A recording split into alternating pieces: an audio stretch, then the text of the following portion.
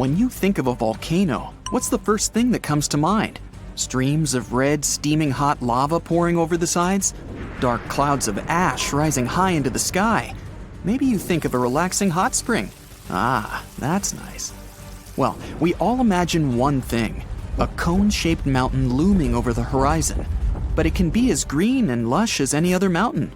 At the top, of course, there's a giant hole, like an opening that goes all the way down. Inside, there's lava and gases being pushed outside. Lava is so hot that if you were standing at the top of the volcano and looked down, your face would feel as red as the color of that liquid rock oozing out. A volcanic eruption never comes without consequences for us. And I'm not just talking about people living nearby. The impacts are usually felt on a global scale, too. Can't fly for a while because of the blanket of ash released in the air. Not to mention, it might be a bit tricky to breathe. Carbon dioxide, sulfur dioxide, and plenty of other toxic gases whose names immediately take you back to your high school chemistry class. Funny enough, most of that cloud rising out of a volcano is just water. Well, vaporized from those scalding temperatures. But before any volcano erupts, it goes through stages like an angsty teen. First, magma, that's lava before it erupts onto the surface and gets its name change, starts moving underneath the volcano. This causes earthquakes that get worse and more dangerous over time. Then, steam and different gases start spewing out of holes in the planet's crust. Our Earth resembles a tea kettle about to whistle. When the gas emissions and earthquakes get more massive, it usually means the volcano is about to blow its top. But those first stages can take years before an eruption happens. Then, the magma starts building up. With more and more pressure, it's planning to make its great escape. It's hard to notice this happening if you don't have the proper equipment. Good thing scientists do, and they've got us covered. The volcano becomes more active by the minute. Ash starts coming out and spreading in the air, creating ominous clouds that turn day to night. With the magma building up, an eruption is imminent. Then, boom! The surface gives in under the pressure below. The magma makes its exit. It's now lava, spewing out the top and flowing down the sides of the mountain. None of this sounds very appealing. So, what if it never happened? What if there were never any volcanoes at all? Would Earth still be the same? Not at all. If volcanoes never existed, there wouldn't be an atmosphere. When our planet was still just a young pup, volcanic gases are what created our protective bubble that allows you and me to breathe right now. They also played a big part in shaping the land and oceans. 4 billion years ago, Earth was still forming. It didn't look anything like the pale blue dot we know today. It was red hot, and the water was trapped under the crust. It wasn't until the surface started to cool down and solidify that the water was finally able to escape. Volcanoes acted sort of like a tear in the fabric of our planet. Water vapor would condense in the atmosphere and then fall back down as rain. It rained for so long that the third planet from the sun started turning into the blue ball we're more familiar with.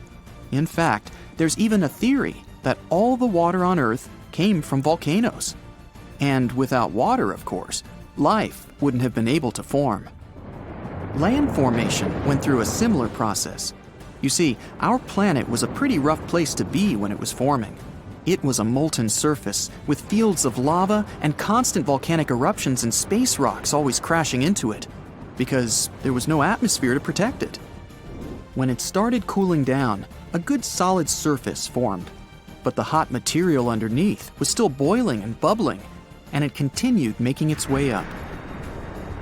The crust would move and form thick layers with the material that was rising up. Over time, these layers became more permanent. Volcanic eruptions were still happening, but the first landmass had finally formed. Okay, we'll take the best part of volcanoes, an atmosphere. So what if they stopped erupting long after we got our protective breathable shield? Still not good. For starters, volcanoes created the most fertile soil. Around Naples, you have the famous Mount Vesuvius. The soil quality there is incredibly rich. And that's thanks to two huge volcanic eruptions, one that happened 35,000 years ago and another 12,000 years ago. Sure, these volcanoes caused a lot of short-term damage, but in the long run, these soils were fertilized by them. Now the region grows all kinds of citrus fruits, olives, grapes, cherries, and of course, their staple, tomatoes. There'd be none of that without rich volcanic soil, and Naples is by far not the only example like this. Bacteria, the first living organisms, lived in hot water. Scientists have discovered fossilized microorganisms older than 4 billion years. They thrived in hydrothermal vents. Those are fissures on the sea floor, and they're usually near volcanically active places. This means that without volcanoes, we wouldn't have land, water, or even the first life forms that, as the theory goes, would eventually evolve into all the creatures we have today. Could life have still developed on Earth without these explosive mountains? Doubtful. Okay, fair enough. We want our atmosphere and life. So let's say volcanoes stopped erupting today, after we already have all these benefits. Well, we're sort of already there, based on this story. At the start, there was only one continent, Pangaea. It was a supercontinent surrounded by one massive continuous superocean. Volcanic activity by this time had finally calmed down, and this meant all that energy would gather below the Earth's crust. Here's a little diagram. First, we have the Earth's inner core. Then there's the outer core. Next up, we have our convection currents. Magma is next in line. After that, the oceanic crust. And at the very top, we have our ocean and our continental crust. The reason Pangaea eventually broke up into the separate continents we have today is because of plate tectonics. It's not like the crust is all one solid piece. It's broken up into big chunks, or plates, that are always moving. And it's all still moving today. Yes, the land you're standing on right now is sort of surfing on that layer of convection currents. It's a slow process, so it's not like you can feel it. Pangaea didn't break apart all at once. It took tens of millions of years. When the plates move, they cause earthquakes and volcanic activity. They create mountains too. It's good for our planet as well, because the Earth gets to sort of renew its old crust. If there was no volcanic activity now, the pressure underneath the Earth's crust would keep building up. It'd get to a boiling point the continents couldn't handle anymore, and eventually, they'd start splitting into more numerous and smaller masses. Volcanoes are still useful to us till this day. For one, they cool our atmosphere. Their eruptions release sulfur gas. It combines with water in our atmosphere and cools it at its lowest level, which is where we live and breathe. There's also an excellent use for their heat. Geothermal power plants harness the energy coming from deep inside the Earth and turn its heat into steam. We then use that steam and turn it into electricity. This is the case for our friends in New Zealand and Iceland, since they live in places with high underground temperatures. Volcanic material can also be made into blocks for building stuff. It can be grounded down to make cement too. If we want, we can even search volcanoes for precious minerals like gold, copper, and sulfur. And who can forget about hot springs? Tourism to places like Yellowstone and Iceland wouldn't be the same without them. And who doesn't love a nice steamy dip in the ones safe for swimming? Oh yeah. In the end, volcanoes aren't so bad after all. Our beautiful Earth wouldn't be what it is without them. The story of Pompeii is complete chaos as is, but to add a little fuel to this fire, we dug up some groundbreaking facts, and I mean that quite literally. Hear me out. What if it wasn't the scorching sea of lava that destroyed the city of Pompeii, but rather an earthquake that happened during the volcano's eruption? Rewind to over 2,000 years ago. The year is 79 BCE. It was around 1 o'clock in the afternoon when Mount Vesuvius decided to erupt. Pompeians were going on with their normal daily routines when lava started taking over. The flow of lava was so quick that most people didn't have anywhere to run. The disaster took the lives of around 2,000 people. The lava covered most of the city, which then turned everything to ashes. Pompeii was only discovered during the 16th century of our Common Era, when an architect commended a dig to divert a river.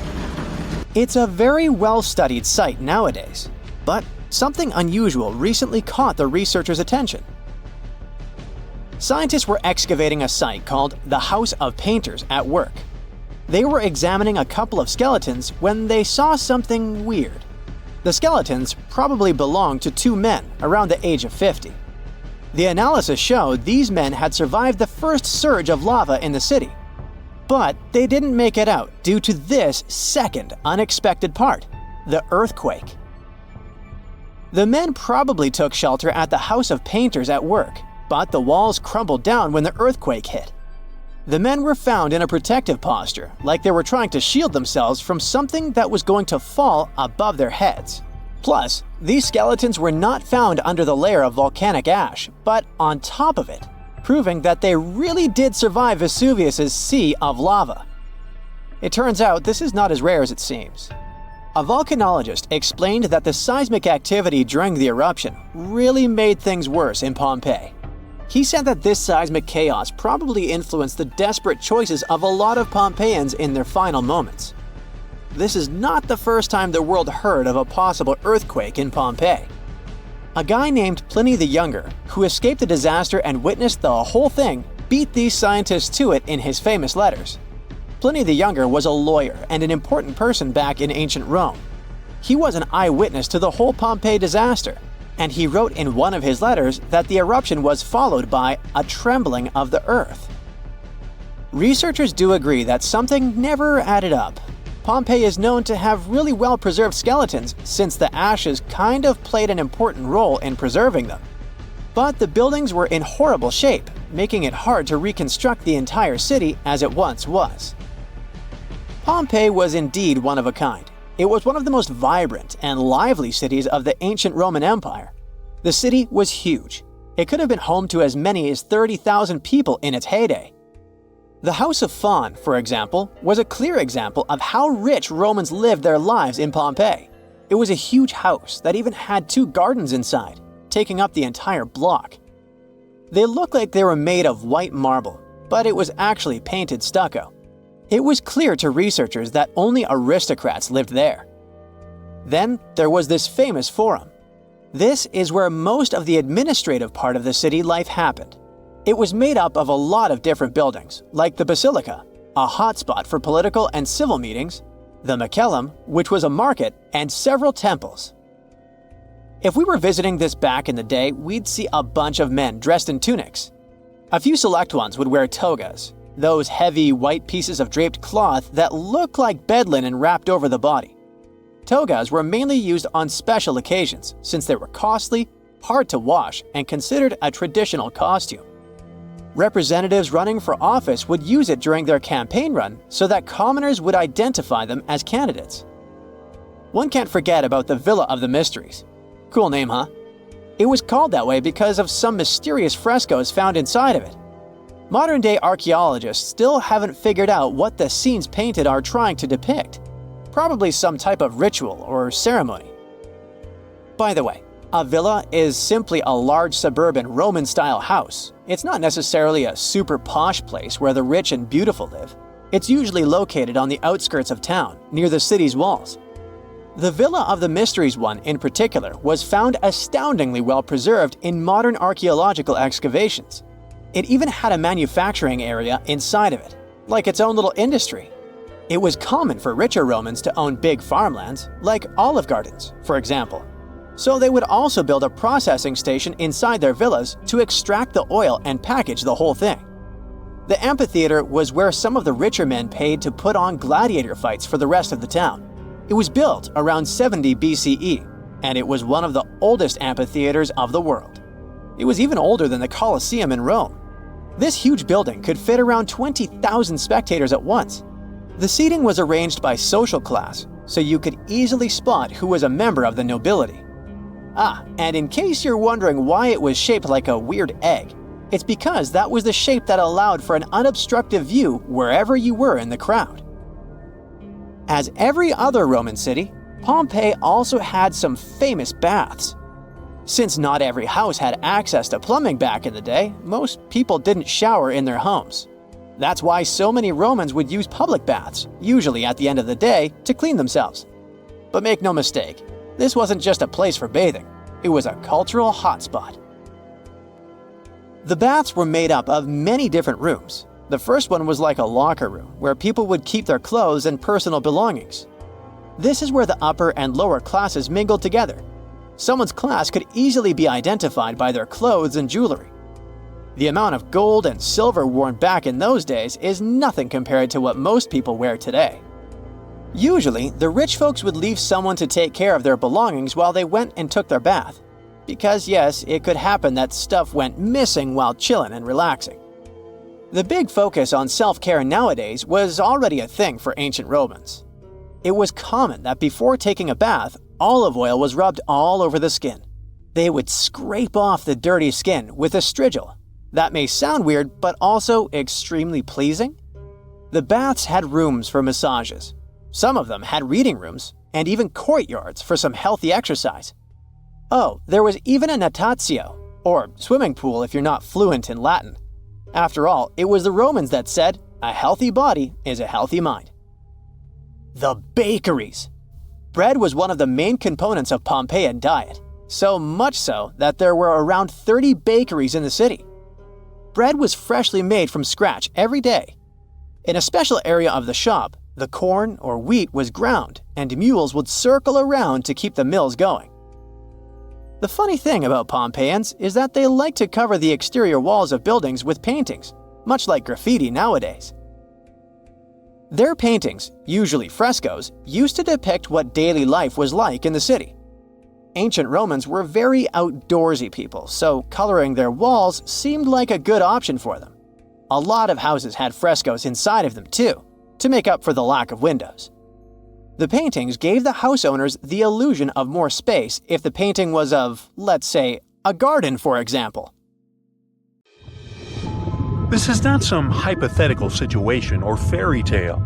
The Vesuvius supervolcano that erased the city of Pompeii may wake up again and destroy many other towns built near the mountain. And to understand what consequences humanity would face if it wakens this time, it's smart to know what the eruption did 2,000 years ago with the ancient city. So Pompeii was a thriving city in the Roman Empire, located just 5 miles from Vesuvius on the west coast of Italy. It was a resort where the noblest and richest people rested. They walked along cozy streets, lived in beautiful villas, and had fun beside fountains. The soil in this region was fertile since the ground around the volcano had a lot of useful elements. Olives and grapes from Pompeii were sold throughout the empire. About 12,000 people lived in Pompeii by the time of the eruption. It seems not so much compared to modern standards, but it was considered a big city in those days. The catastrophe began unexpectedly in 79 CE. At first, everyone felt the ground tremble. Birds flew away from the volcano as far as possible. There was tension in the air because of the impending catastrophe. The volcano started to release thick smoke, soot, and ash. There was so much of it that soon it obscured the sky over the city with a heavy gray cloud. Vesuvius spat out gases, rocks, and dirt. Hot ash polluted the air and made it difficult for people to breathe. Locals couldn't see inside this gray haze. And then it started raining heavily. The water mixed with ash and soot and fell on Pompeii. Roofs of houses broke under the heavy weight of mud. Streets, fountains, alleys, and squares were hidden under millions of tons of soot. The next day, the destruction continued with renewed force. There was an explosion of hot gas and crushed rock at the top of the mountain. A devastating blast wave at a speed of 100 miles per hour dispersed in all directions and vaporized all the trees in its path. When the wave reached Pompeii, it turned the city into ruins. On the second day, the eruption stopped. By this time, the great town had been lying under a thick blanket of ash. By the way, This type of eruption is called an explosive one. But when lava flows out of a volcano and causes a fire, this is a quiet eruption. The last time Vesuvius erupted was in 1944, but even today, it's still one of the most dangerous volcanoes in the world. But nobody's afraid of it. 3 million people live around the mountain, about 20 miles from the crater. If the volcano wakes up, it could be one of the most enormous cataclysms in the modern world. Pompeii was destroyed almost 2,000 years ago. Since then, science and technology have advanced a lot. We're planning to colonize Mars someday. We've created a metaverse, but so far, we're still powerless before the forces of nature. An erupting supervolcano can destroy nature around it and cause technogenic catastrophes in big cities. The phone lines would be overloaded and people wouldn't be able to call their loved ones or the rescue services. There would be big traffic jams on the roads. Panic would spread throughout the streets. Fires would start because of falling hot soot. All flights would be canceled, and locals would have to hide in airports, supermarkets, and the subway. A large gray cloud would obscure the sun and make the air hot. The only thing that can help us in such a situation is a preliminary warning about the upcoming eruption and good preparation. So if the disaster starts while walking on the streets, you should take shelter in a car or building. It's better to buy a dust mask in advance that allows you to breathe freely. If there's no mask, cover your nose and mouth with any cloth. If you stay at home, close all doors and windows so volcanic ash can't get into your apartment or home. These incandescent particles can easily set fire to a carpet or curtains. Put wet towels under the door sills. If you need to go outside for some reason, wear a suit covering your body completely. Don't forget about the protection for your eyes. Put on special glasses that have a dust-proof function. And remember about the mask.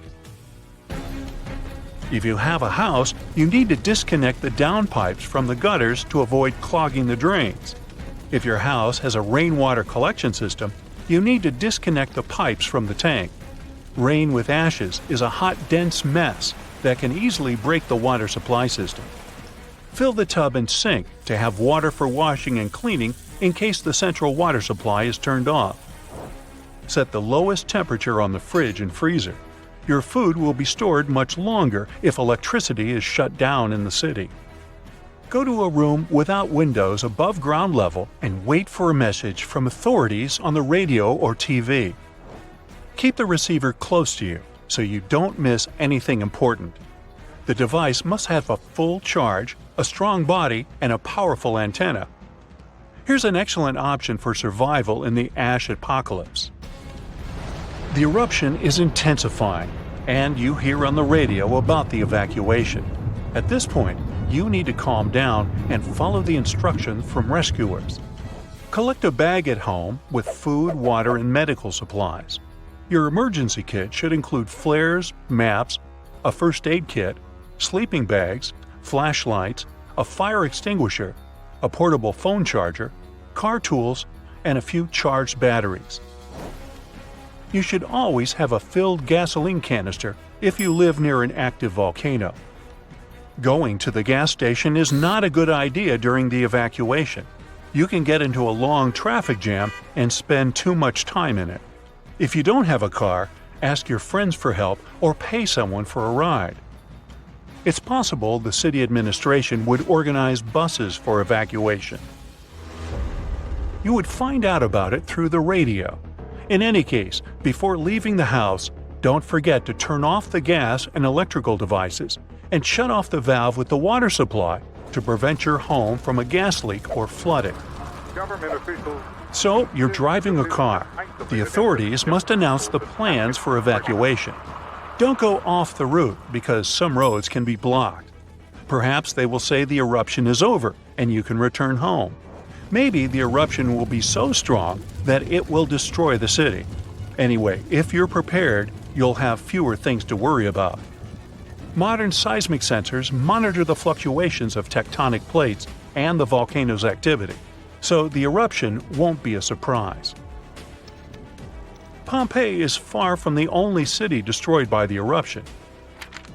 In 1785, a similar disaster occurred in the Japanese town of Aogashima. It was located right in the crater of an active volcano, and one day it woke up. It was sunny weather, and no one suspected a disaster was coming. At some point, the birds rose in the air and flew away. Then the ground began to shake. A heavy, low sound came from the depths of the island, and thick streams of smoke and ash erupted from the volcano. The volcano threw dirt and big red-hot stones into the sky. It looked like a meteor shower. People evacuated, and the mountain continued to erupt for several weeks. When the ashes settled, the volcano fell asleep again, and people began to return to their city. Despite the risk of a new eruption, they continue to live and work there today. Since then, more than 200 years have passed, and the volcano never woke up. Meteorological and seismological services monitor the situation and seismic activity. After all the horrors and devastation that a volcanic eruption leads to, harmony in nature eventually comes. Decades and centuries later, volcanic ash, rich in helpful food elements, settles on the soil and makes it fertile.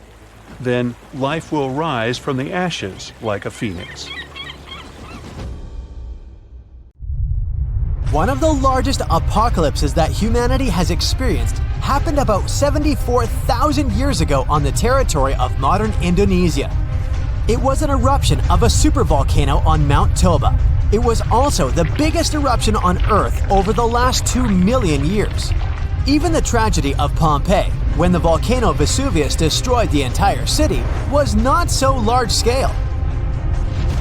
At the time of the Toba eruption, humanity was as close to extinction as ever. And the problem wasn't in the volcano itself, but in the consequences that came after. Some studies suggest that 3,000 to 10,000 people could survive the period after the eruption. During the disaster, Toba released millions of tons of volcanic ash and soot. This cloud spread across the sky, blocking the sun in India, Indonesia, and over the Indian Ocean. Some scientists claimed the world had been plunged into volcanic winter for several decades.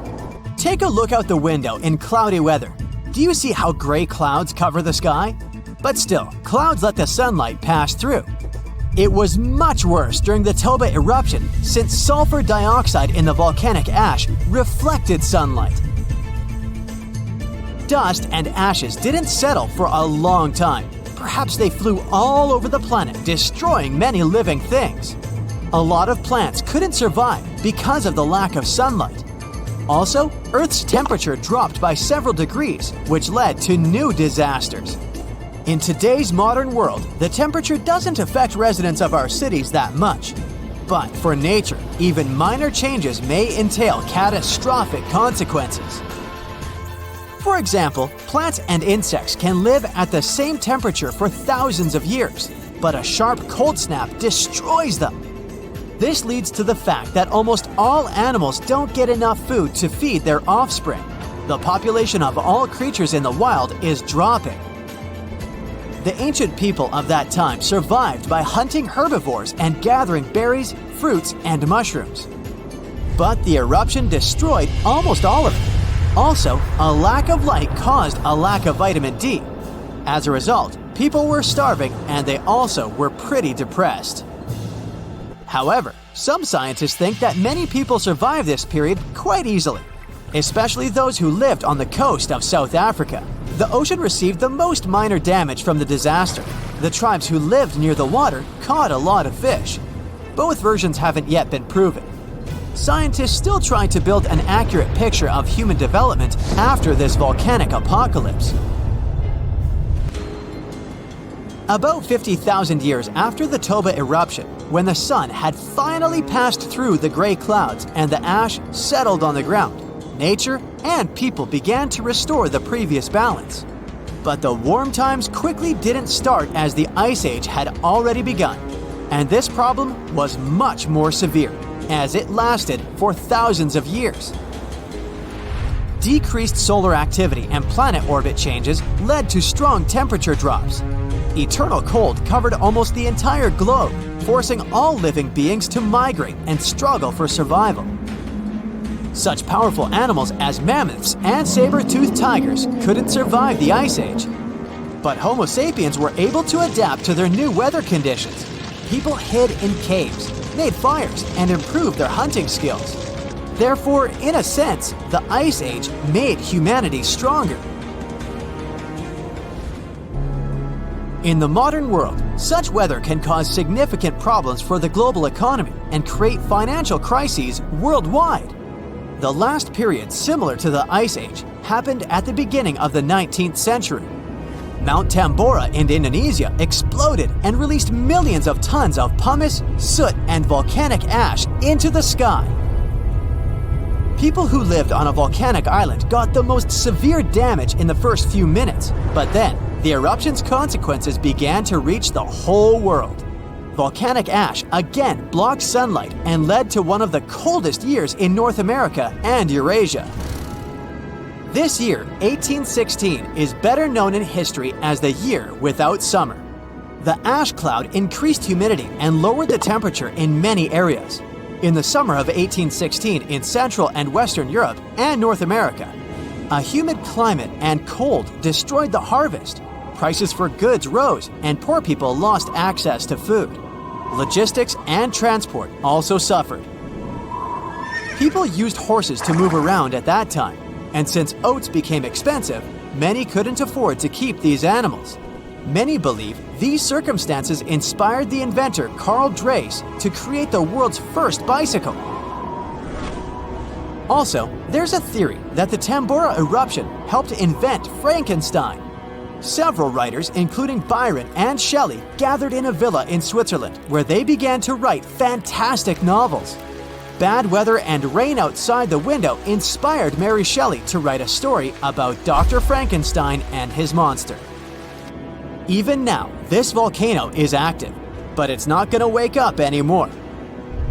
But if it happens again, will we be ready this time?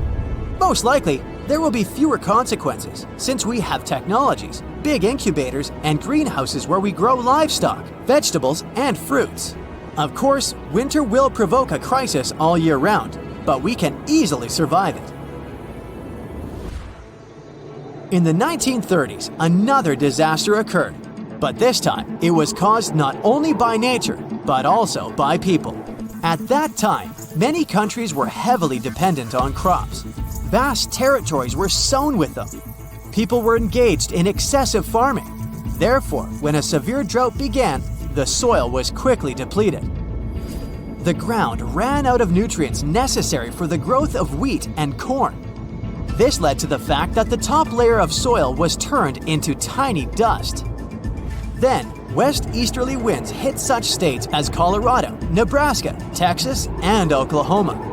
They rose the dust into the air and formed thick clouds. This period is considered the most challenging time of the Great Depression. It's the Dust Bowl. It lasted 8 years and forced many people to leave their homes and move to other states. Dust storms got so strong that they blocked the sun in Washington, D.C. Whole cities were covered with rain from sand, which caused problems with breathing. Even the captains of ships sailing in the Atlantic Ocean reported polluted air. Powerful earthquakes, super-volcano eruptions, floods, fires, and hurricanes swept whole species of animals off the planet. But a human has always survived in the most challenging conditions, so don't worry about the next global catastrophe. People will handle it. We hope so. But what if some global catastrophe happens? For example, a huge meteorite falls or the atmosphere gets poisoned. In this case, it'd be best to find a remote island or fly to the moon. The main thing is to have the opportunity to return. After all, sooner or later, the apocalypse ends and Earth will be as good as new. Probably. Another option is to live in an underground bunker with large reserves of food and oxygen. About 8 billion people are living in the world. For humanity to prosper again after the apocalypse and restore its population, 1 to 500 people will be enough. There have been cases in world history when small tribes numbering a few hundred people have lived for centuries and even millennia. However, to do this, you'd have to leave megacities. Big towns only import food. They're heavily dependent on farm fields and crops. During some global catastrophe, no one would give food to the cities. Hunger would lead to complete chaos. To live well, people would need to escape from their towns and repeat the practice of those who lived in the early Neolithic period. It was about 12,000 years ago, just after the end of the last ice age. People at that time lived separately in small villages. The population of each of them was from a couple of hundred to 1,000 people. They lived independently, provided food, and made big families. In fact, it's not such a bad option after the apocalypse to grow vegetables on a small farm, eat healthy food, and enjoy nature. These ominous rumbling sounds, the ground shaking under your feet. Wait a minute, that's my tummy. Or it might be Washington State's Mount Adams waking up. It's the largest volcano in the state by both area and volume, and it's recently started to show signs of life after staying silent for thousands of years. Scientists have noticed an alarming uptick in seismic activity around the mountain. And since the last eruption here happened between 3,800 and 7,600 years ago, humanity was still in the Stone Age at that time. This sudden chattiness has scientists, let's say, curious. The U.S. Geological Survey has hurriedly installed temporary seismic stations around Mount Adams to keep an eye on the situation. At the same time, they reassure the public there's no need to panic. Mount Adams doesn't reach the height of the better-known Mount Rainier, and still it covers a massive area, making it Washington's largest active volcano. Interestingly, records show that before September of this year, Mount Adams had experienced an average of just one small earthquake every 2 to 3 years since 1982. And then, the Cascades Volcano Observatory and the Pacific Northwest Seismic Network detected a staggering 6 earthquakes in just 1 month, September. These quakes were all rather tiny, with magnitudes ranging between 0.9 and 2 on the Richter scale. It means they were so weak you wouldn't feel them at the surface. Plus, satellite imagery confirmed there was no ground deformation in the area. Now, at the moment, the USGS keeps Mount Adams' alert level at green or normal, so we shouldn't worry about the ground opening and swallowing towns and cities.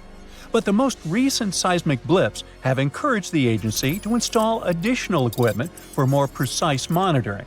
Such an expanded network will help scientists notice even the smallest earthquakes, which will help them understand what's happening under Mount Adams. This extra equipment might also shed light on whether this recent activity is a signal of future eruptions or just a random anomaly.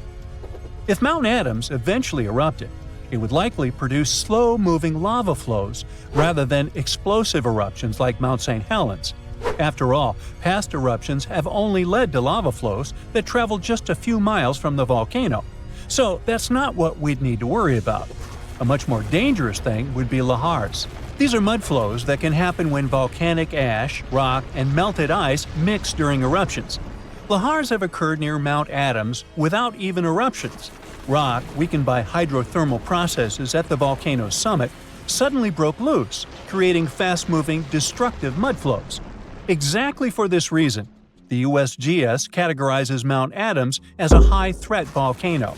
While it doesn't erupt frequently, it still poses serious risks to nearby settlements. Another volcano we should carefully watch is Katla in Iceland. It's one of the country's most powerful and dangerous volcanoes. It last erupted over a century ago in 1918, but if it erupts again, it could be 10 times as powerful as another Icelandic volcano whose name I can't pronounce. See?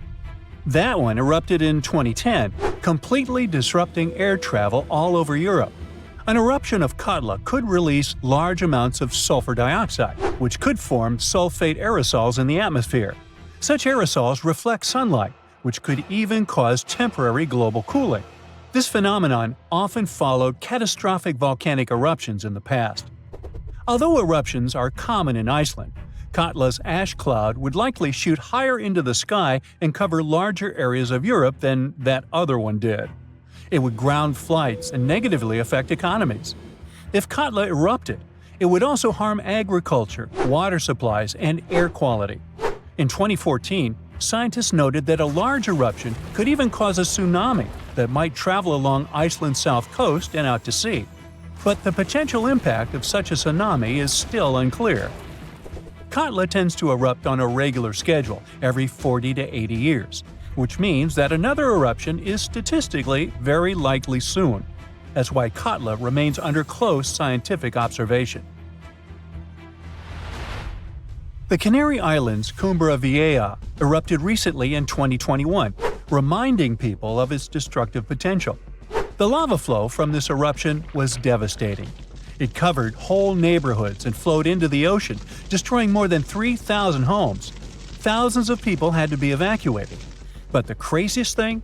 Even though the damage was significant, scientists believe it could have been far worse. A massive eruption of Cumbre Vieja could have caused the volcano's entire western flank to collapse into the Atlantic Ocean, triggering a mega tsunami. This hypothetical tsunami could have potentially created waves hundreds or even thousands of feet high. They could have flooded coastlines around the Atlantic basin, including parts of the US and Europe. Luckily, recent studies claim that a collapse of that scale is unlikely. But even though the chance of a mega tsunami is low, scientists still think it's wise to prepare for possible eruptions because there's a chance of extensive damage. The lava flows that occur at this volcano tend to be extensive and dangerous to both human life and the infrastructure on the island. If you decide to travel to Ecuador, you should be wary of Cotopaxi, one of the most active volcanoes in this country. It's been rumbling with minor eruptions since 2022. While these eruptions have been relatively small, Cotopaxi has a great potential for a major eruption, and it has scientists on high alert. If Cotopaxi erupted on a large scale, it could produce a massive ash cloud over 12 miles high, threatening the lives of around 200,000 people in the neighboring area. A serious danger is Cotopaxi's snow-capped summit. It would melt super rapidly in a major eruption. It could lead to destructive floods and landslides that would flow down the mountain and potentially reach populated areas. This combination of volcanic activity and glacial floods makes Cotopaxi a high-risk volcano. A powerful eruption could occur soon, or it could be years or even decades away. But monitoring efforts are in place to catch any warning signs. The next volcano we should watch out for is already infamous, Mount Vesuvius. Its catastrophic eruption in 79 CE destroyed the Roman cities of Pompeii and Herculaneum. Its last eruption occurred in 1944, but Vesuvius remains highly active and poses a great risk to nearby Naples, one of Italy's largest cities. A large eruption would threaten over 3 million people. Many of them live in the vicinity or even directly on the slopes of the volcano. If Vesuvius erupted, it would be an explosive event, with ash, rocks, and volcanic gas ejected at extremely high speeds. And even though such a destructive event isn't expected for a few hundred years, Vesuvius remains one of the world's most closely watched volcanoes. After all, it has a real potential to cause catastrophic damage in a densely populated area. Then, we have Popocatépetl, often called El Popo. It's one of North America's tallest active volcanoes, which lies about 40 miles from Mexico City. Exactly this proximity to a metropolitan area with a population of 22 million people makes Popocatépetl especially hazardous. A large eruption could send a massive ash cloud over Mexico City, causing widespread disruptions. Ash could clog the city's drainage systems, contaminate water supplies, and even cause power outages by short-circuiting electrical systems. Plus, lahars could rush down the volcano, reaching nearby towns. Popocatépetl has been showing near-constant seismic activity since the early 2000s, and smaller eruptions are pretty common here. In early 2024, there were 13 recorded minor eruptions, which alarmed nearby towns. At the same time, volcanologists consider such eruptions normal for Popocatépetl. While talking about super dangerous volcanoes, we can't skip Yellowstone National Park. It houses one of the world's largest supervolcanoes. Its last massive eruption occurred about 640,000 years ago. But if this monster were to erupt today, the impact would be much more devastating for the entire planet. States closest to Yellowstone, including Montana, Idaho, and Wyoming, would be most affected, likely experiencing disastrous pyroclastic flows. These flows, which are made of a dangerous mix of lava, ash, and gases, can obliterate everything in their path. Large parts of the country would also be blanketed in volcanic ash, over 3 feet in some areas. On a global scale, an eruption at Yellowstone would send tons of ash and gases into the stratosphere, potentially blocking sunlight and causing global temperatures to drop for a few years. This would disrupt agriculture, collapse transportation systems, and create food shortages on a massive scale. Still, even though there's a popular myth that Yellowstone is overdue for an eruption, geologists clarify that this isn't true. Volcanoes don't follow precise timetables, and the activity at Yellowstone doesn't indicate an imminent eruption. So yeah, that's good news. Brighter green plants might give us a warning when a volcano is stirring. Turns out, unlike earthquakes, which are super unpredictable, volcanoes can sometimes show early signs. Plants growing around volcanoes look healthier when volcanic activity ramps up because they thrive on increased carbon dioxide levels, a gas that volcanoes emit during eruptions and through underground magma. They also turn browner when the volcanic activity peaks, likely due to harmful gases and heat harming the vegetation. Scientists use satellites to figure this all out. They analyzed satellite data spanning from 1984 to 2022. Future changes might be tracked through satellite imagery as well. Now, this isn't easy to measure directly, especially when volcanoes are tucked away in hard-to-reach, lush areas, such as Taal Volcano in the Philippines and Mount Etna in Italy. This way, plants could give us a heads up about volcanic eruptions years before they happen. With this new weird method, we could save nearby communities by enhancing safety measures, minimizing property damage, and improving evacuation plans. Volcanoes and plants are often tied in mysterious ways. For example, volcanic eruptions in Krakatoa, Indonesia, gave a surprising boost to saguaro cacti in Arizona's Sonora Desert, even though they're thousands of miles away. When the infamous Krakatoa volcano erupted in the 19th century, it sent shockwaves around the world and suddenly helped nurture a generation of saguaros. These incredible cacti can be up to 40 feet tall as adults, but they start life as tiny seedlings that struggle to survive in the desert's harsh conditions. However, thanks to the cooler and wetter conditions caused by volcanic eruptions like Krakatoa, they can get unbelievable growth spurts. Chillier summers and milder winters that follow such eruptions create perfect conditions for young saguaros, which usually don't make it due to extreme heat and cold. But volcanoes not only influence plants, they're also Earth's jewelry makers. Deep beneath the surface, in the fiery heart of a volcano, conditions are just right to form dazzling gems. When volcanoes erupt, they can bring these treasures up to the surface. One of the most famous gems created by volcanic activity is the diamond. They're usually found in a rare type of volcanic rock called kimberlite, which forms deep within the Earth under extreme pressure and temperature. Millions of years ago, kimberlite eruptions, small but powerful volcanic events, hauled diamonds from deep within the Earth. This created sources for many of today's diamond mines. Now, these eruptions didn't happen just anywhere, but originated from the stable hearts of continents, known as cratons. They were bursting forth from as deep as 75 miles underground. Fueled by a mix of carbon dioxide and water, they were like natural rockets, blasting through the Earth to form carrot-shaped channels filled with diamond-laden rocks. Recently, scientists have delved into why these eruptions happen. They suggested that the breakup of ancient supercontinents like Pangaea disrupted the mantle's flow underneath, triggering these spectacular kimberlite eruptions. When a volcano that hosts kimberlite erupts, it can propel these precious stones toward the surface, where we eventually find them. There are other gems that can be found in solidified lava, like peridot, a bright green stone that forms in the molten rock of the upper mantle and is brought to the surface by volcanic activity. There's also obsidian, a shiny glass-like rock that forms when lava cools rapidly. And then there are some insane rocks, like the ones that can hold water in them even in lava. The deeper we dive in volcanoes, the rarer are the gems we can find.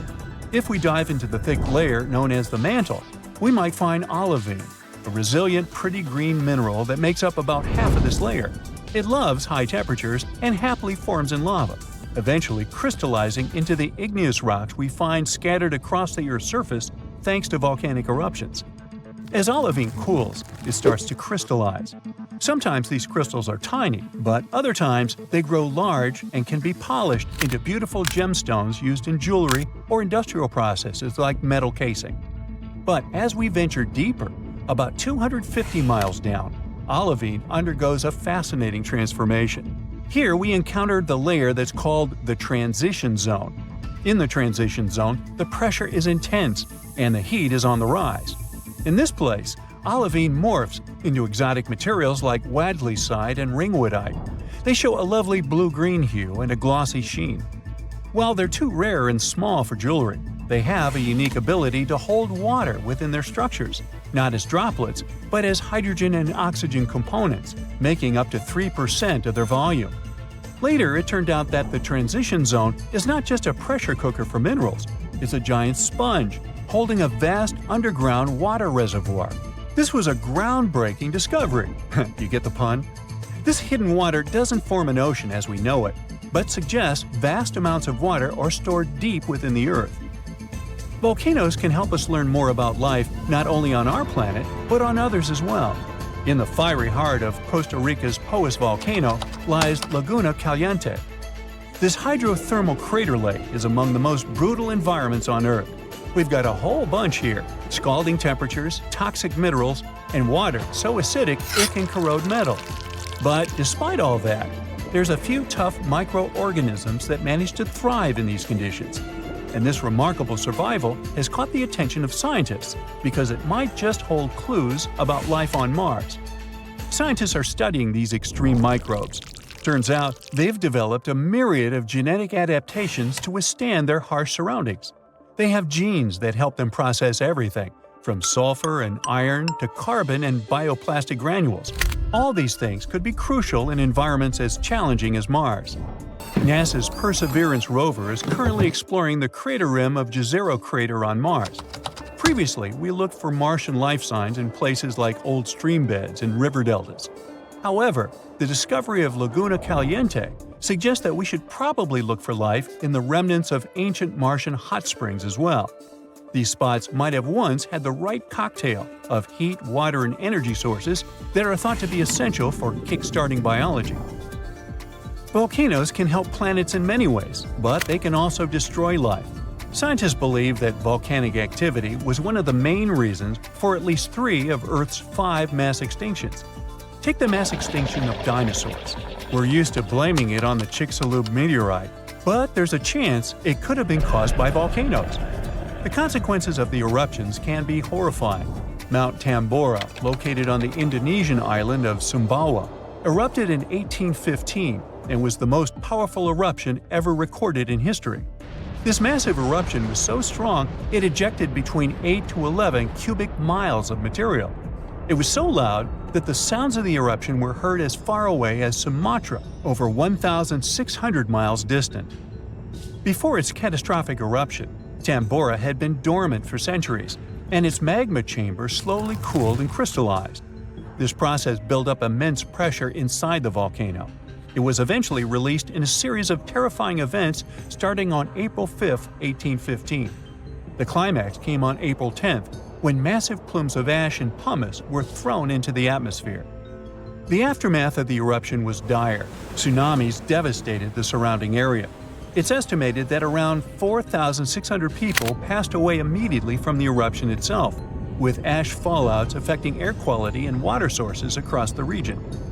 This event came down in history as the year without a summer. This was due to the vast amount of sulfur dioxide Tambora ejected into the stratosphere. It created a veil of aerosols that reflected sunlight and significantly lowered global temperatures. A similar thing happened to our planet 66 million years ago, during the dinosaur extinction. The sky turned black for months. I mean, I wasn't there, but that's what they say. Day 1. A small but powerful tremor is shaking the city of Naples, Italy. The news networks are reporting on the event. The experts believe that Mount Vesuvius, the stratovolcano on the Gulf of Naples, will explode soon. But when? It's erupted many times in the past. In fact, that's how it got its shape. It's made of multiple layers of hardened lava, pumice, and ash.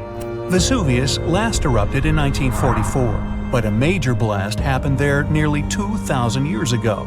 It buried the Roman towns of Pompeii and Herculaneum and decimated the surrounding areas. Today, 3 million people live less than 20 miles from the volcano, and 600,000 live in the danger zone. Large eruptions happen every few thousand years, usually after long periods of calm. And the trouble is, Vesuvius is long overdue for its next one. This time, though, the volcano is being watched by the Vesuvius Observatory. It has seismic stations, special GPS arrays, and satellite-based radar to help it measure ground movement. They also have special equipment to test the chemicals found in the gases coming from the volcano. All of this helps the experts work out whether it's about to go off. But will it? Right now, the magma is more than 6 miles from the surface. Things seemed safe yesterday, but now they're about to take a turn for the worse. Day 3. Another tremor comes in measuring 3 on the Richter scale. All the equipment that's installed near the volcano is now going off. The magma is pushing upwards. It's not at the surface yet, but Vesuvius is definitely restless. 2 more tremors follow in the afternoon. They don't feel like regular earthquakes, and geologists can see the difference in their seismographs. Volcanic quakes register about 4 to 5 less on the Richter scale. Now, the experts are sure it's just a matter of days or weeks until the volcano erupts. Some volcanoes can be restless for months or even years before they go off. But that's not how it goes with Vesuvius. Day 4. The ground starts to crack open, as if a giant creature is trapped in the Earth's crust and is trying to desperately get out for some air. Steam escapes from the little cracks in the soil.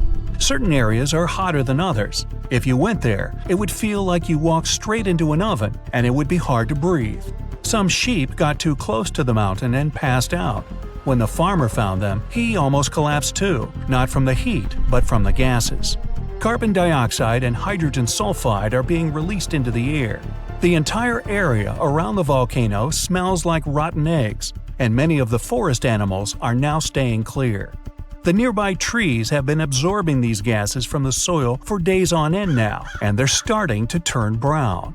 The carbon dioxide levels in the area are skyrocketing, and all the detectors are beeping constantly.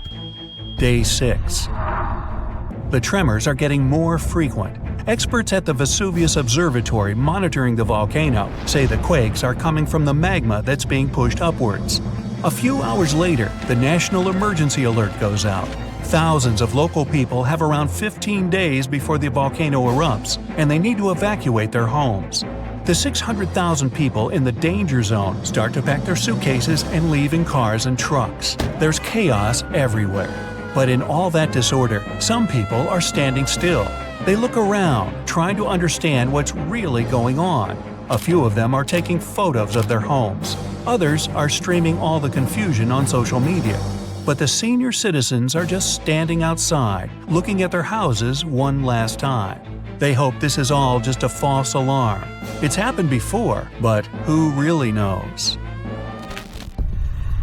Day 7. It was a sleepless night. Plenty of the locals have already left. Some good people from other towns drive to the area to help the residents evacuate faster. There's a massive traffic jam, but everyone expected it. This is why the evacuation started early.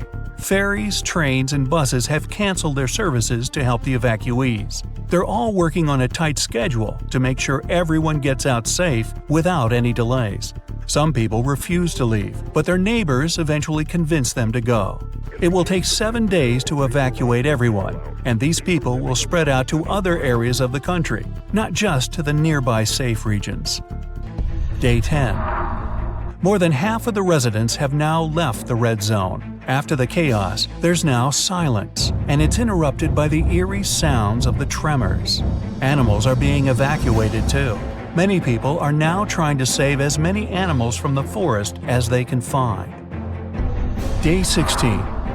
All 25 of the towns that were at risk have now been evacuated. The red zone is empty. But the tremors are getting stronger, as the volcano is a pressure cooker ready to explode. White smoke rises from the large opening on the mountaintop and the vents on the side.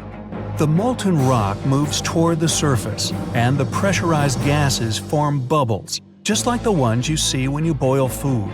Suddenly, there are some loud booms, and then an explosion. It's loud enough to be heard thousands of miles away, and the shockwave is felt throughout Italy.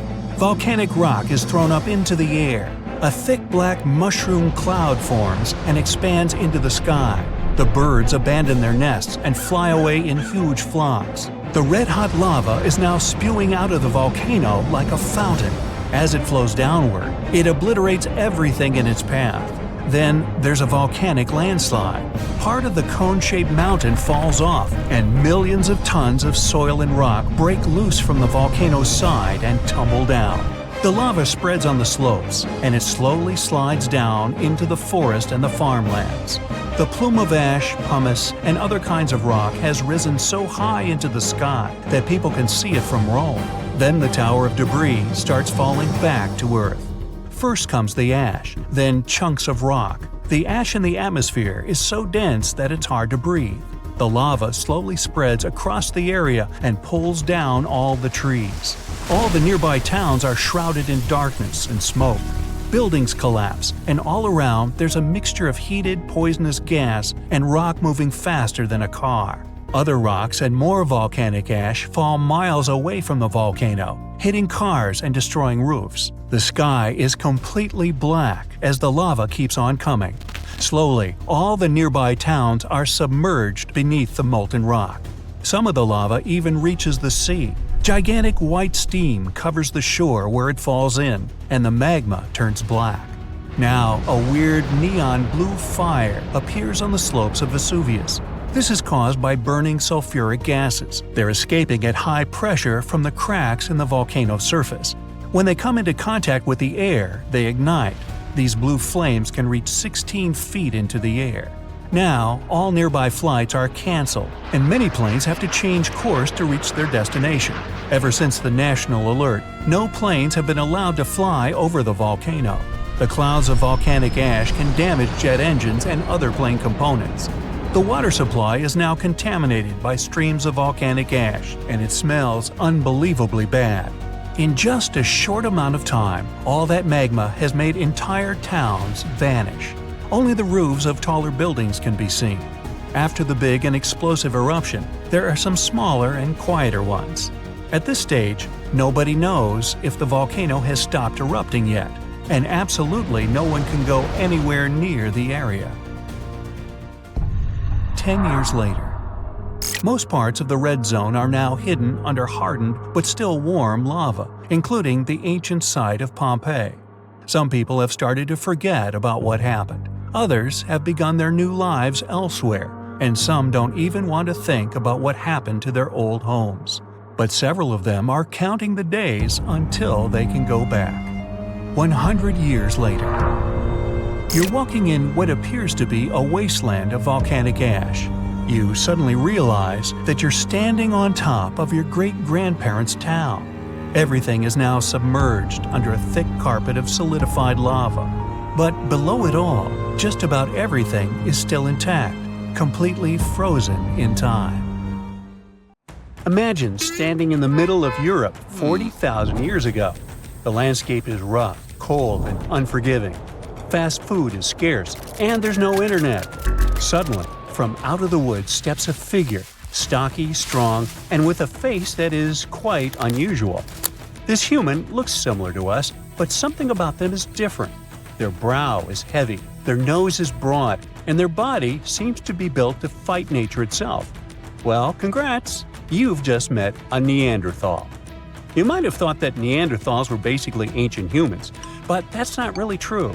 We come from the same genus called Homo, but we, all modern humans, belong to one same species called Homo sapiens.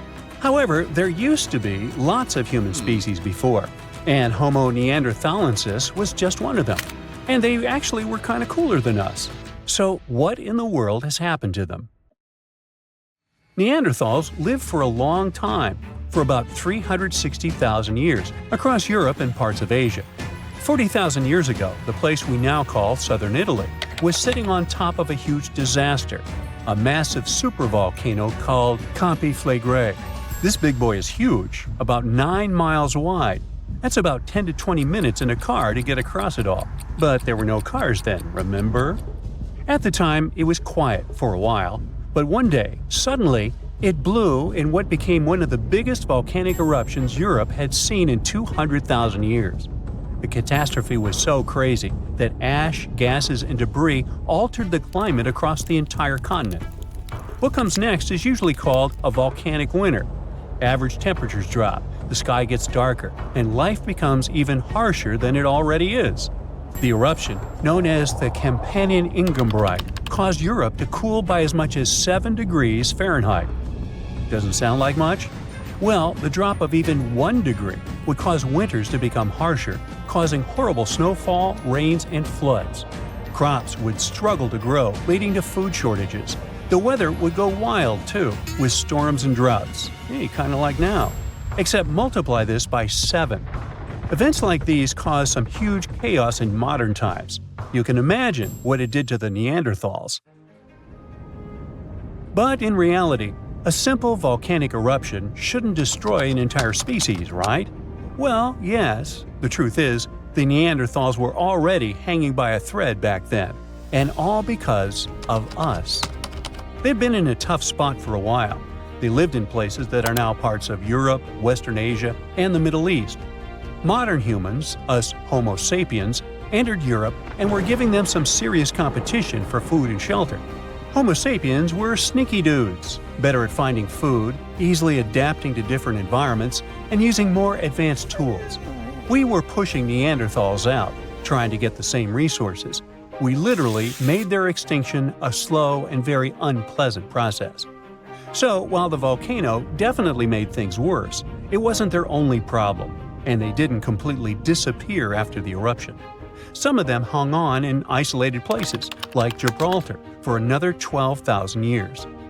That's because it's likely most of the severe cooling actually happened farther east, away from where the Neanderthals were trying to survive, and it didn't hit their homes as hard as we thought. In fact, the eruption may have even helped them, at least for a while. Some scientists say that the volcanic fallout might have slowed down modern humans' expansion into Neanderthal territory and gave the poor fellas a little more time to survive. So, the Campi Flegrei eruption was a nasty event, but it only delayed the inevitable. Campi Flegrei is a wild card. It's also known as the Fields of Fire. The air itself there is thick with legend. The Greeks and Romans believed this volcano was the gateway to the underworld. Even an ancient Roman poet, Virgil, mentioned this in his famous story, the Aeneid. The hero Aeneas must descend into the underworld, and this place is exactly where he starts. Back in the day, this landscape was full of Roman villas, spas, and fish ponds. The elite had the time of their lives there. What they didn't know, though, was that they were standing on treacherous ground that could go crazy at any moment. The Campi Flegrei is not your typical volcano. You'd imagine a single towering peak, but the landscape looks deceivingly calm, with small features popping up here and there. But if you flew above it, the sight would be insane. A gigantic circular basin, peppered with volcanic cones and craters, like scars from the Earth's violent past. The danger here lies in its subtlety. The ground beneath your feet is constantly shifting, even when you don't notice it. Every so often, the land rises, only to sink again, sometimes by several feet, as magma or gas moves beneath the surface. It's incredibly creepy. The risk is almost invisible. The Campi Flegrei is a massive depression formed by 2 colossal volcanic eruptions. One of them was the one that cooked Neanderthals, and another happened 15,000 years ago. The most famous eruption, though, happened in the 16th century, and it was horrifying. The year was 1538. For years, the people of Paswali had noticed something unsettling. Land that once sat below the waves was slowly rising. What was once the sea had become new ground. Rumblings from deep within the earth were terrifying, but had become a normal part of life. Earthquakes started in the early 1530s, small at first, but in just 8 years, they became the norm. Until one day, on September 28th, horrifying tremors shook the ground. By the next evening, as the sun dipped below the horizon, a massive crack ripped open the earth near the ancient Roman town of Tripurgoli. From this gash spewed fire, smoke, and a rain of volcanic ash miles away. It was thick and muddy, likely mixed with underground water. The ground trembled as hot pumice rock was thrown high into the air. And then a new mountain began to rise from the land. This was the birth of what we now call Monte Nuovo. Eventually, things seemed to calm down, as if the earth was catching its breath. For days, things seemed quiet. Locals relaxed a bit. They began to approach the new mysterious volcano, a crater with something that resembled boiling within it. People visited it like a new attraction. But then, just days later, the disaster struck again. At night, without warning, a new mountain went wild. A blast from the southern flank hurled scoria, chunks of jagged volcanic rock, into the air. This one was fatal for 24 people. The debris found afterwards was huge and coarse. For centuries after, the only signs of life from the Monte Nuovo were small fumaroles, jets of gas seeping from the earth. But then, even those faded away. Now it's just a lush green cone, a pretty sleeping giant. But the ground near Naples, Italy, is still alive. The Campi Flegrei sits quietly for now, but it might not be for long. It's showing signs it might be waking up again. This supervolcano looks like a hellish landscape, with its boiling mud pits, geysers, and steam vents. Romans and medieval Christians once believed it was a gateway to the underworld, and who can blame them? What's spooky is that recently scientists detected unusual activity under the surface. In 2012, Italian authorities raised the alert level on the volcano from green to yellow, meaning that it needs close monitoring. There are certain changes that usually happen before an eruption. The magma below starts releasing gases, which could weaken the rock above, eventually triggering a disaster. Unfortunately, no one can predict exactly when or if it will erupt. But if it does, the consequences could range from a minor inconvenience for locals to a global catastrophe. Its last tiny eruption happened in the 16th century, and it wasn't too bad. But if history repeats itself, like it was with Neanderthals, we're all cooked. An eruption like that could lead to global cooling, crop failures, and widespread famine. Right now, a group of scientists is trying to get a clearer picture of what's happening beneath the surface. The Campi Flegrei Deep Drilling Project is working to drill a 10,000-foot borehole, hoping to check out the magma chamber up close. But at least for now, the supervolcano remains quiet, and let's hope it stays that way. Do you know how harsh the water around undersea volcanoes is? It is so acidic that some samples even showed it to be at a level between stomach acid and battery acid. This water also contains so many chemicals that are toxic to normal marine creatures and plants. And yet, some species have found a way to live near or inside hydrothermal vents, like this special type of shrimp. This mysterious creature from the dark depths of the ocean has adapted to grazing bacterial filaments using its small claws, which are similar to garden shears.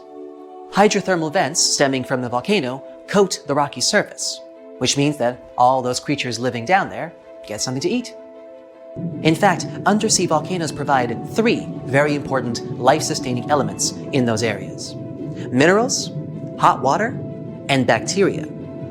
Whenever there's an open fissure in the ocean floor, water seeps into it. Bacteria living in the crust of our planet then move in and remain in the hot water. The temperature of the water there can go up to 750 degrees. When the fissure erupts and expels the heated water, these bacteria get expelled along with it. There's something else that comes along for the ride: many nutritious minerals that resided in the rock that has been dissolved by the super hot water. The warmth coming from the vent and the minerals sustain the bacteria and give them the perfect chance to multiply. In many cases, the first sign of life around an underwater volcano is a thick coating of bacteria. The bacteria develop stable colonies, which is why other deep-sea creatures that inhabit these dark areas use them as food, like these shrimp. They are trying to eat that fast-growing bacteria and at the same time do their best to avoid the hazards of all the volcanic eruptions. The waters surrounding undersea volcanoes are usually too acidic and hot for humans to dive to, even when there is no lava, ash, or steam spewing from the craters. But when a group of researchers took adequate equipment and finally managed to leave their camera in the hot acidic waters for an hour, they had no idea that they were going to find, are those sharks?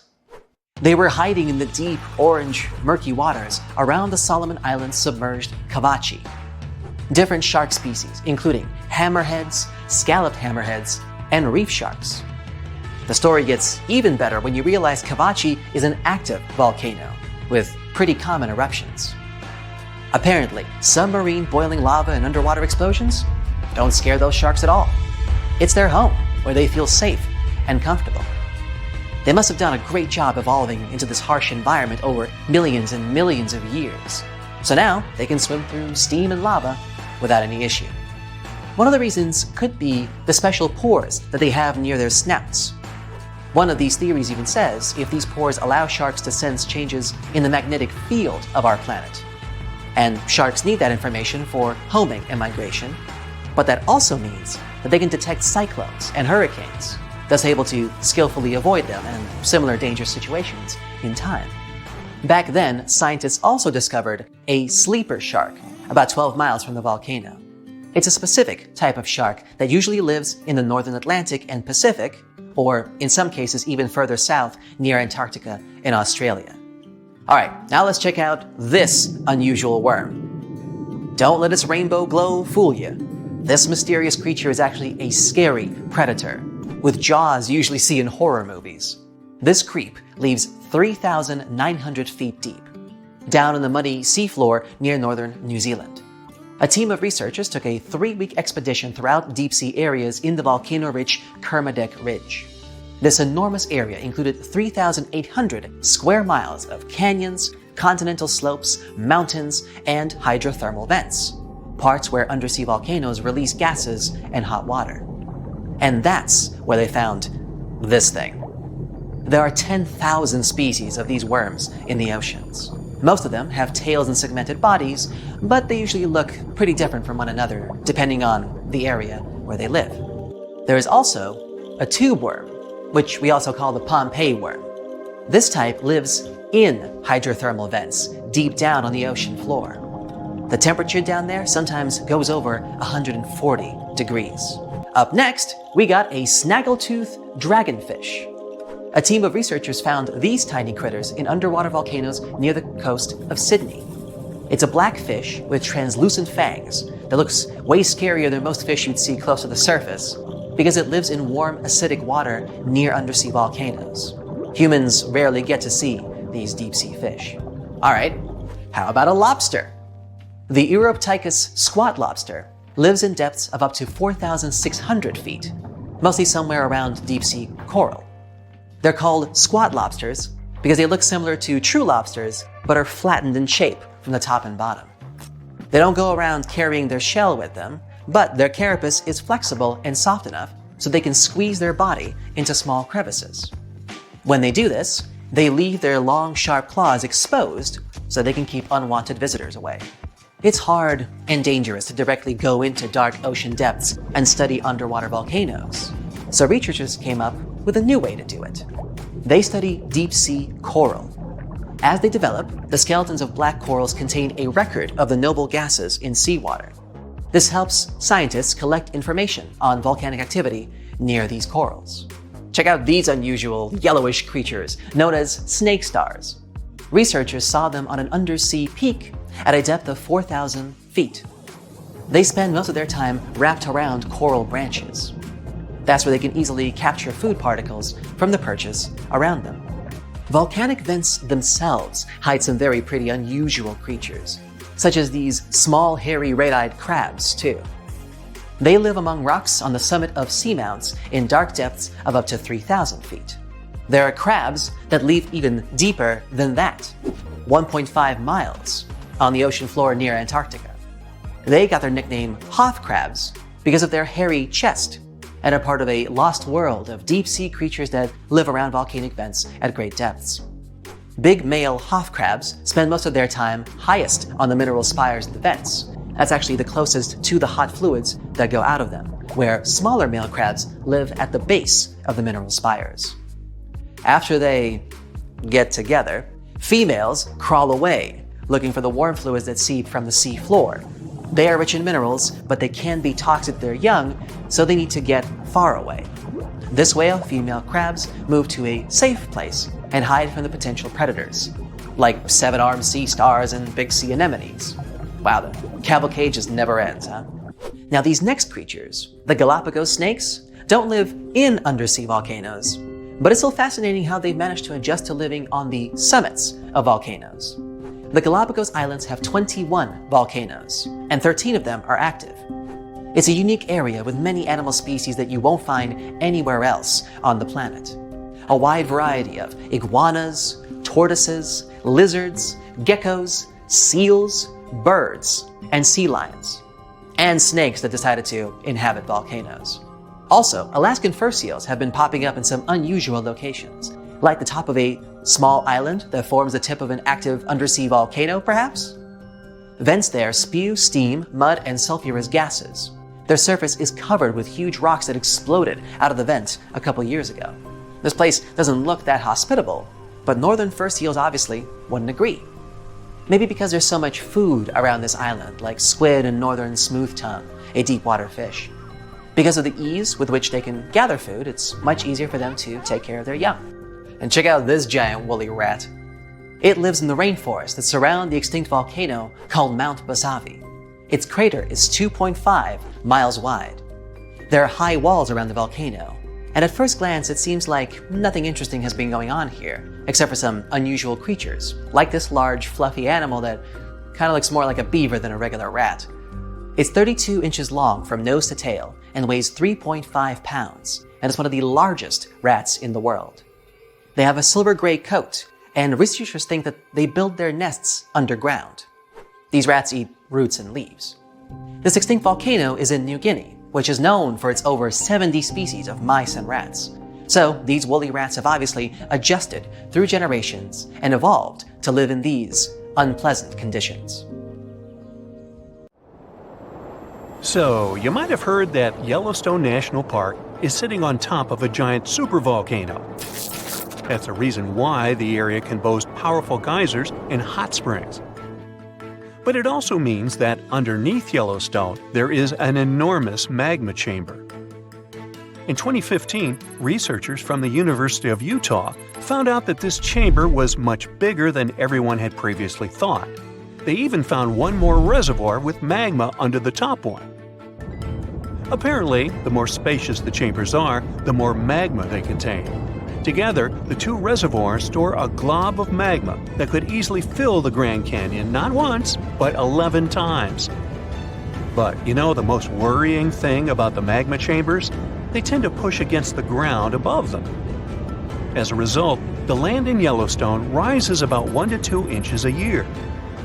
On top of that, Yellowstone has the status of an active volcano, and its volcanic explosivity index, yes, there is one, is 8 out of 8.